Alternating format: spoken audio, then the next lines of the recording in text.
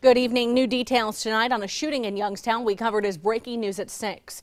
27 First News anchor Dave Sess went to the scene after the newscast and pieced together the details. He joins us live now in the studio. Well, quite a scene this afternoon in Youngstown at Madison and Elm. Let me tell you about that intersection. A fire station on one corner, YSU's campus on another, and a bookstore right across the street. Normally a quiet spot until just after 5 o'clock. 30 seconds of panic in Youngstown after two vehicles stopped next to each other. So much activity described here at Madison and Elm. In fact, the shooting started right there when the cars were side by side. They drove through the intersection and the white car ran into the bookstore. That's where more shooting ensued, and you're seeing right now the final stages of cleanup are underway.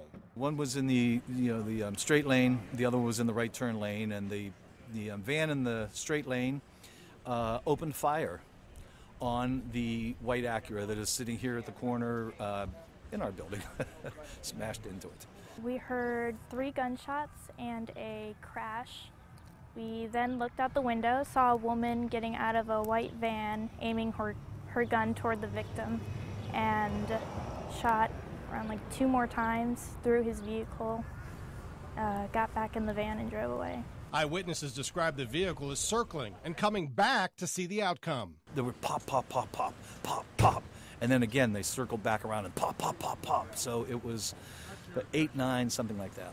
Police say a pastor was driving by and took the man who was shot to the hospital.